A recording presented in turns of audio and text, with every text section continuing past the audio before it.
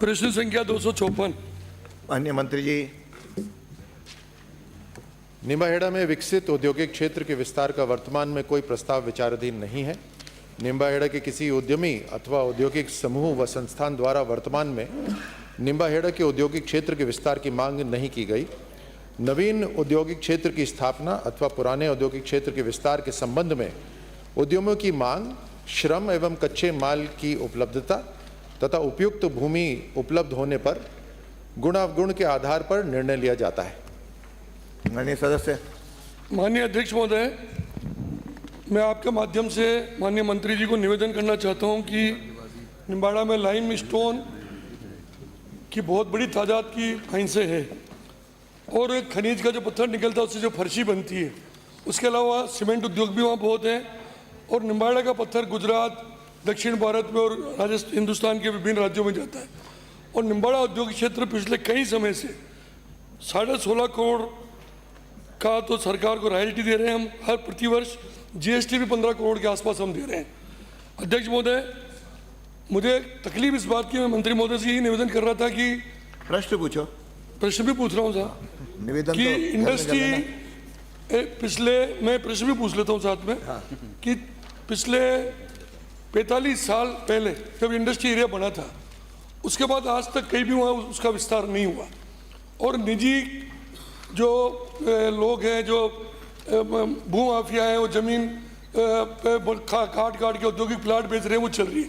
तो क्यों ना रिको इसके बारे में विचार करें, क्योंकि आपने जब 1980 में रिको की स्थापना की थी, आप तो पूछो क्या प्रश्न पूछ रहा हूँ सर। 122 एकड़ भूमि पर आपने 187 प्लाट आवंटित किए थे। क्या सरकार 45 साल बाद वर्तमान में किसी नए उद्योग को नए स्थान की जांच करा के नया इंडस्ट्री एरिया बनाने का विचार रखती है कि नहीं रखती है? माननीय मंत्री जी।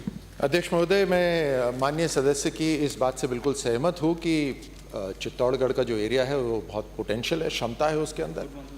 ये बात भी सही है कि 1985 में वहाँ पे औद्योगिक क्षेत्र बना था और आज की तारीख में वहाँ 4 उपखंड के भूखंड के अलावा कोई उपलब्ध नहीं है। हालांकि जैसे मैंने अपने प्रश्न का उत्तर भी दिया है कि हमारे को कोई डिमांड नहीं आई है।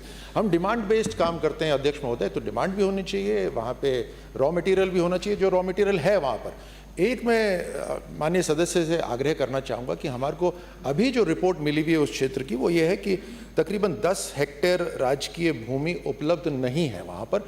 तो आपके सहयोग से वहाँ पर काम करेंगे, अगर डिमांड आएगी, जमीन की उपलब्धता होगी, हम जरूर इसको करवाएंगे। अध्यक्ष महोदय, मेरा दूसरा प्रश्न ये है, पूरक प्रश्न, कि डिमांड आपके पास शायद हो सकता है ही नहीं, मुझे पता नहीं, लेकिन पिछले कई वर्षों मेरे पास एक विज्ञापन की कॉपियाँ भी पड़ी है।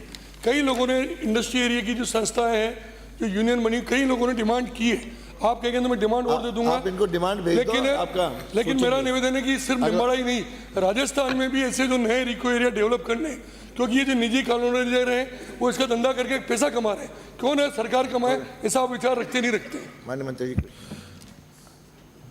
आपने निजी कंपनियों की बात करी तो वो एक मुकाबले वाली बात है, उसमें हमें कोई आपत्ति नहीं है, निजी कंपनियां भी आएँ, लेकिन हम भी उस मुकाबले में पूरी तरह से उतरने को तैयार हैं। और मैंने एक जो आग्रह करा था कि माननीय सदस्य के सहयोग से ज़मीन की उपलब्धता और देख लें, हम उसमें ज़रूर आगे काम करेंगे। अगला प्रश्न सुविधाएं नहीं, मनोज कुमार हो गया, सड़क, बिजली, पानी, पूरे हो गए। माननीय अध्यक्ष महोदय,